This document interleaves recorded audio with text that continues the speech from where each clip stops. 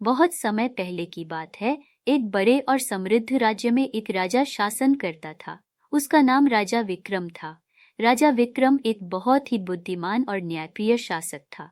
वह हमेशा अपने प्रजाजनों की भलाई के लिए काम करता और उन्हें खुश रखने की कोशिश करता।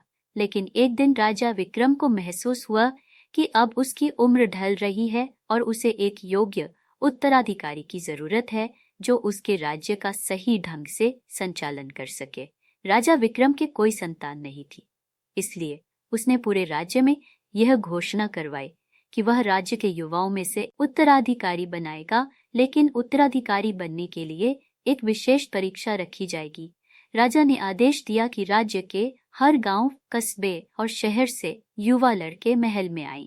जब सभी युवा लड़के राजा के महल में आ, तुम सबको एक विशेष चुनौती दूंगा और जो भी इस चुनौती में सफल होगा वही भी इस राज्य का अगला राजा बनेगा।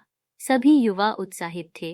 राजा ने हर एक लड़के को एक एक बीज दिया और कहा, तुम्हें इस बीज को अपने घर ले जाकर मिट्टी में बोना है और 1 साल बाद इसे लेकर मेरे पास वापस आना है। जिस लड़के का पौधा सबसे अच्छा और स्वस्थ होगा वही मेरे राज्य का उत्तराधिकारी बनेगा। सभी लड़के बीज लेकर अपने अपने घर लौट आए। उनमें से एक लड़का, जिसका नाम अर्जुन था, वह भी बहुत उत्साहित था। अर्जुन गरीब परिवार से था, लेकिन वह बहुत मेहनती और ईमानदार था। उसने भी राजा के दिए हुए बीज को एक अच्छे मिट्टी के गमले में बो दिया और उसकी दिन रात देखभाल करने लगा। अर्जुन ने बीज को ठीक से पानी दिया, उसे सूरज की रोशनी में रखा और उसकी हर तरह से देखभाल की। लेकिन कुछ हफ्ते बीतने के बाद भी उसमें कोई अंकुर नहीं निकला।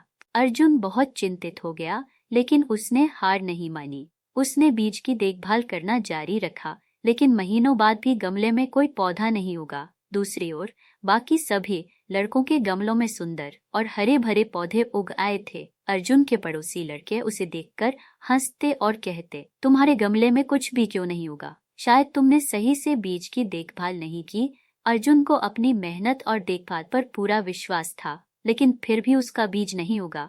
उसने कई बार सोचा कि कहीं वह राजा के सामने बिना पौधे के न जाए, लेकिन फिर उसे लगा कि यह गलत होगा। उसने तय किया कि वह राजा को सच्चाई बताएगा, चाहे कुछ भी हो। 1 साल बीत गया और सभी लड़के अपने अपने पौधों के साथ राजा के महल में पहुंचे। हर किसी के पास बड़े, हरे भरे और सुंदर पौधे थे। महल के प्रांगण में हर ओर खूबसूरत फूलों और पौधों की भरमार थी, लेकिन अर्जुन खाली गमले के साथ वहां पहुंचा। वह शर्मिंदा महसूस कर रहा था, लेकिन उसने ईमानदारी से फैसला किया कि वह झूठ नहीं बोलेगा और राजा को असलियत बताएगा। राजा विक्रम सभी लड़कों के पौधों को ध्यान से देख रहे थे। वे हर पौधे की सुंदरता की सराहना कर रहे थे, लेकिन उनकी नजर अर्जुन पर पड़ी, जो सिर झुकाए खड़ा था और उसका गमला खाली था। राजा उसके पास आए और उससे पूछा, तुम्हारा पौधा कहाँ है? अर्जुन ने सिर उठाया और राजा से कहा, महाराज, मैंने पूरी ईमानदारी से बीज को बोया, उसकी देखभाल की, पानी दिया, सूरज की रोशनी में रखा, लेकिन उसमें कोई पौधा नहीं उगा। मुझे नहीं पता कि मुझसे क्या गलती हुई, लेकिन मैं आपके सामने सच्चाई बताना चाहता हूँ। यह गमला खाली है क्योंकि बीज से कोई पौधा नहीं उगा।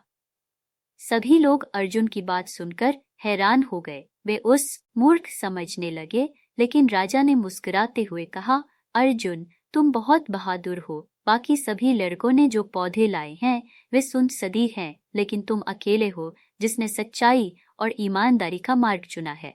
फिर राजा ने सभी को संबोधित करते हुए कहा, मैंने जो बीज तुम सबको दिए थे वे सभी बीज उबाले हुए थे। उनमें से कोई भी अंकुरित नहीं हो सकता था, लेकिन तुम सबने झूठ का सहारा लिया और किसी न किसी तरह से पौधे उगा लिए। केवल अर्जुन ने सच्चाई का दामन थामा और खाली गमले के साथ मेरे सामने आया। इसलिए मैं घोषणा करता हूँ कि अर्जुन ही मेरे राज्य का उत्तराधिकारी बनेगा, क्योंकि उसने ईमानदारी और सच्चाई की ताकत दिखाई है। राजा विक्रम ने अर्जुन को अपना उत्तराधिकारी घोषित किया और राज्य की जिम्मेदारी सौंप दी। अर्जुन ने अपनी ईमानदारी और सच्चाई के बल पर न केवल राजा का विश्वास जीता, बल्कि पूरे राज्य का सम्मान भी पाया। उसने बाद में अपने राज्य को न्याय, सच्चाई और करुणा के साथ चलाया,